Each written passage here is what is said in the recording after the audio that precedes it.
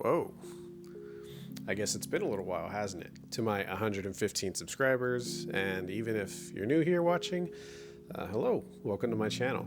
So my son just turned 2, and since he was born, I've been a stay-at-home dad.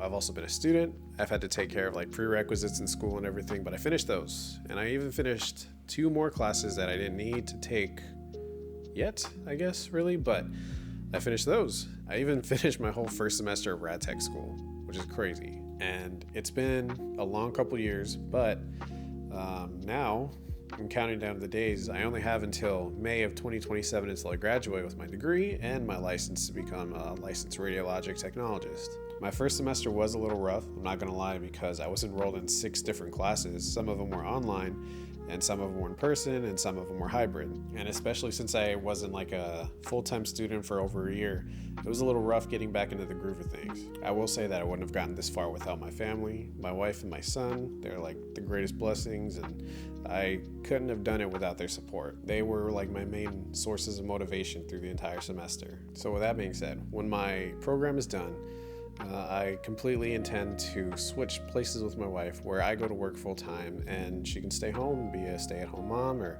she can do any other business endeavors that she wants to. Not to get too far off topic, but my wife, if you're watching this, I just want to say that I love you very much and I appreciate all the support that you have for me, and that I couldn't have done it without you. But anyway, back to the reason why you guys are here. Let's talk about the Radiologic Technologist program. So what exactly is a Radiologic Technologist? To make it simple, it's the entrance into all of medical imaging. You start off by taking x-rays, and eventually you can work your way into doing different modalities. So CT, MRI, you can do nuclear medicine, that'd be kind of cool. Interventional radiology, radiologic technologists, they're the beginning of that journey into what you want to get into if you don't want to do bedside nursing or a doctor or anything of the sort, but you still want to be in healthcare and help people. Like I said, there's a bunch of different things as a radiologic technologist that you can do or you can get into, but for right now, I'm focusing on just becoming a technologist, taking x-rays, and getting my license. So my first semester, we learned a lot about the basics. We learned about chest x-rays, upper extremity, lower extremity, the shoulder girdle, patient care, different ways to protect yourself and your patient from the effects of radiation. But I've never worked in healthcare, so everything was just kind of blown over my head, and I had no idea what I was really getting myself into, even though I've seen all the TikToks and the other YouTubers and stuff talking about what this is.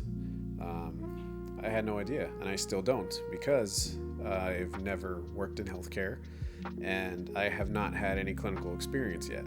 Yes, you heard that right.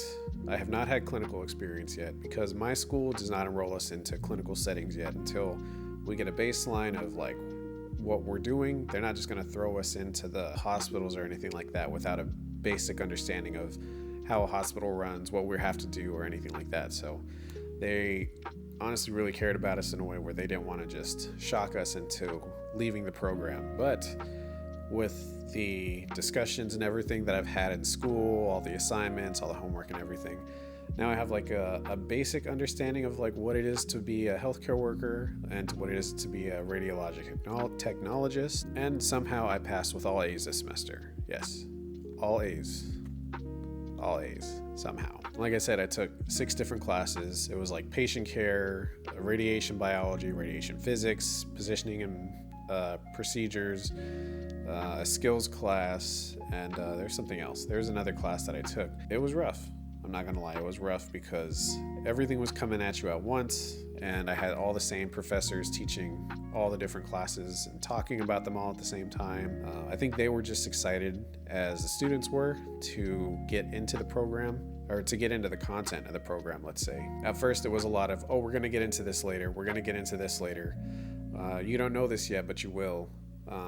And then we ended up getting into the content that we were supposed to learn about, and then everything started to make sense. So my biggest piece of advice to somebody starting this program, or they want to get into this program, is to use some kind of planner. It could be physical, it could be a digital one, just some way to keep yourself organized with your tasks, what you have to do, so you can remember different dates, when things are due, or if you want to do something that's called time blocking, which my director he had a whole assignment about this. Time blocking is essentially you're mapping out every hour of your day and dedicating it to something. So mine, what it looked like was I woke up at a certain time and then I went to school. Well, I woke up at a certain time, I got ready, I went to school, I came home from school, and then I did some stuff for my mental health, my physical health, and then I went into studying. And the way I used it, it was not quite literally like it controls my life. I used it as a guideline of like, okay, these are the things that I should be getting done, or this is how much time I should be putting aside for something, or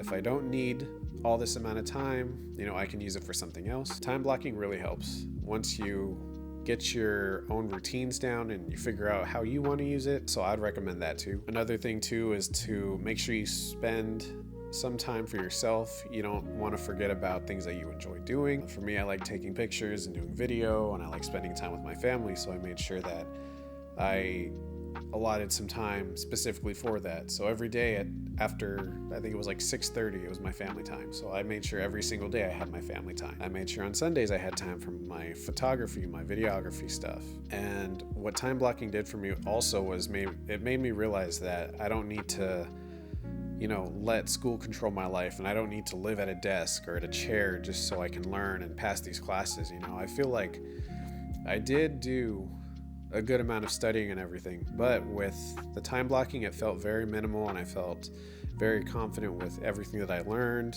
with my studies, my understanding of the concepts and everything. And I also made time for like myself, my family. I did not succumb to school pretty much.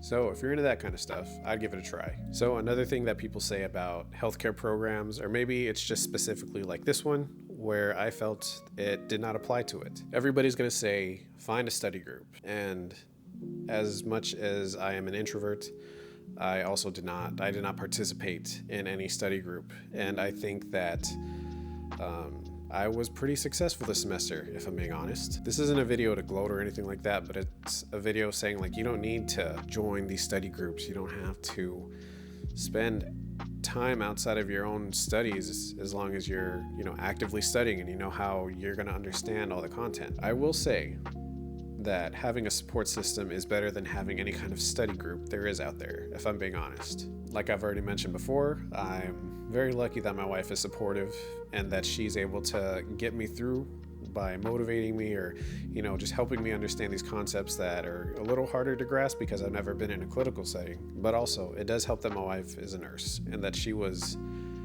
very much able to help me understand the struggles of what it is to work in a clinical setting. So with that being said too, like I didn't participate in any study groups or anything like that.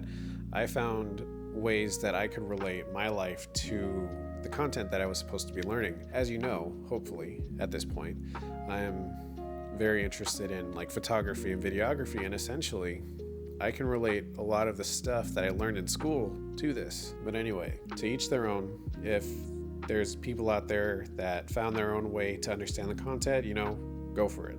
As long as you pass the exam at the end, who really cares? And to finish this video off, I just want to let you know that this program is absolutely doable.